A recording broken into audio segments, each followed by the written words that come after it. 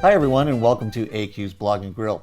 We're very excited today to have guest Edward Boches here with us. Edward is a thought leader in the whole creativity business, and he's also a great professor at the Boston University campus in Boston, Massachusetts. Good morning, Edward. Hello, Alan. Thanks for having me. So, Edward, let's chat a little bit about what the future of advertising, branding, communications might be. You've described yourself as a refugee from advertising. Can you help us understand a little bit more about what you meant by that? Well, I basically think that I've managed somehow to escape the demands of the business. As we all know, it's gotten pretty pressure packed, pretty time consuming. It's probably one of the hardest working industries out there. So my attitude is, hey, I have the best of the business, which is I still get to work with young people, come up with ideas, be creative, and make stuff. I just don't have to do new business pitches, work till 11 or 12 every night, come in every weekend, or have clients telling me they don't like my ideas. What do you tell your students now when they're about to graduate and thinking about advertising? Do you give them kind of a watch out? A couple of things. One is, the industry obviously has come under an incredible amount of criticism. It's been disrupted by everything digital. Agencies have all sort of got acquired by holding companies, which have a very, very different objective than the work. The fact of the matter is, this is still an amazing business. It's high energy. You're surrounded by smart, creative people. You have new problems to solve every day. It never gets boring, and you're making stuff. Good. Now, Mullen has always been an agency that I've looked up to, and so the business really got started with just a bunch of people who wanted, as you said, to make stuff. Is that what's going to happen now, even with the big holding companies? Is the future going to be small? When I went to Mullen, and I was about the 12th or 13th employee, became a partner shortly thereafter, you needed a lot of money to go and start an advertising agency. Today, you need an iPhone, a laptop, and an internet connection. And what I see happening is a lot of people who basically say, hey, I want to be outside the confines and the restrictions of any kind of organization. I want to do a certain kind of work. I want to make it more digital. I want to make it more social. I don't need that many clients to get started and make a living. And that's happening. It's certainly happening here in Boston. It's got to be happening in LA, San Francisco, Nashville. I think the future of the business is stronger than ever. We will always need creativity. We'll always need great ideas. Brands, with the more content that's out there, the more good content we have to come up with, or that brands really need. And I was going to say, despite the democratization of technology and content creation, et cetera, it is still a skill, and it still takes knowledge and talent and discipline and process that are either learned by doing, or learned by having teachers, or learned by having mentors. So it's not like anybody can do it. You had an interesting quote on your blog, and I'm just going to lift the quote here. And as consumers, we will value brands more for what they do than for what they say. Yes, we'll still love great stories well told. We'll just want to play the starring role. So is that kind of your perspective on content really doesn't have a lot of context unless the consumer sees themselves in some sort of heroic or starring role?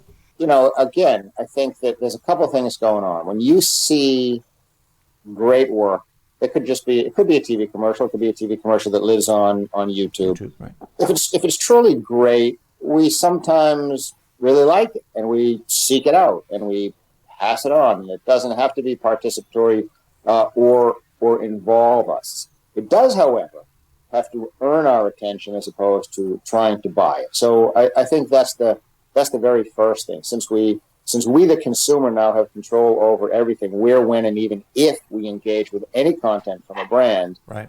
You can't make us. You can't buy our time. Somehow, you've got to earn it. Okay, number one. The most likely way to earn it, besides being great, interesting, entertaining, and useful, is to somehow have it filtered to us by friends or people that we trust. So we all know that. It's been spoken of and written about. And one of the most likely ways to assure that somebody will tell us about it is to have them have been involved. Ice Bucket Challenge is obviously a perfect example, but there's many, many others. There isn't a formula as simple to developing a great digital or mobile or viral experience as there may have been for making a compelling print ad, which was stuck on an analog page and confined to one medium. The best digital ideas today are transcending multiple media, and in fact, some cases need multiple media to bring them to life, and Right. that's not all figured out yet. In the last 3 years, you've kind of evolved from executive creative director, and then you became the chief creative officer, and then you became the chief social media, and you continue to evolve just in the role titles, the role descriptions, and to become then the chief innovation officer. Now, why was that important in an innovative agency like Mullen? The reason for the changes towards the end of my tenure at the agency was actually something that probably a lot of companies are going through. We were an ad agency.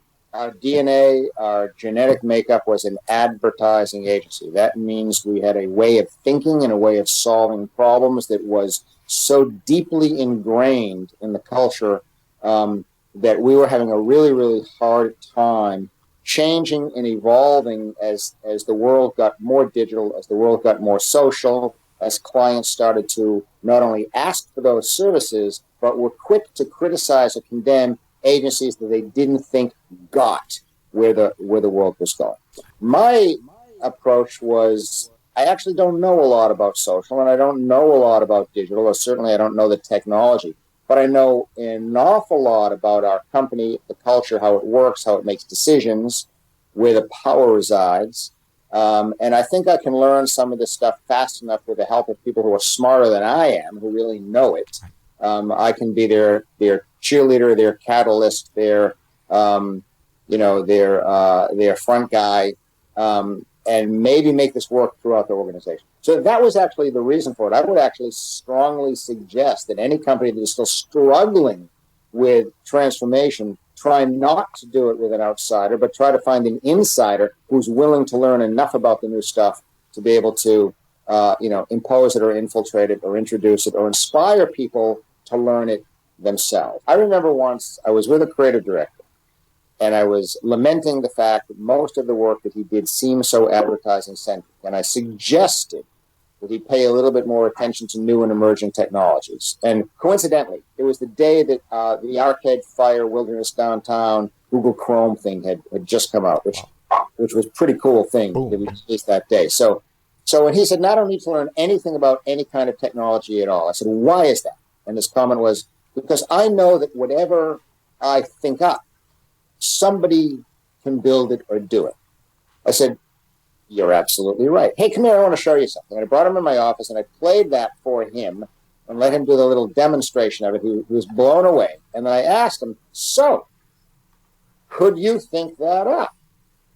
And he had this blank look on his face, and then sheepishly he admitted that no, he couldn't. And the reason he couldn't is because he wasn't aware that there were technologies that would even allow him to do that. Right. And that's one way of thinking about square shape, I suppose, from an advertising perspective. It's right. less about thinking about it from the digital perspective, which is you better learn about all of this technology enough to be able to conceive ideas that take advantage of it. If you don't know how augmented reality works and what you can do with it, right, you're never going to come up with an idea that takes advantage of it. Well, very good. Thanks very much for your time, Edward. Hey, my pleasure, Alan. As always, it's great engaging with you. I love what you're doing. I love the fact that you are so passionate about the new stuff. You're always willing to share. So Thank you so much. Thank you, Edward. And thanks for having me. Thanks, Edward.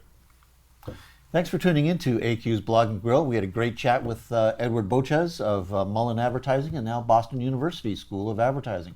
So please tune in later. We'll have lots more exciting episodes coming up. Bye for now.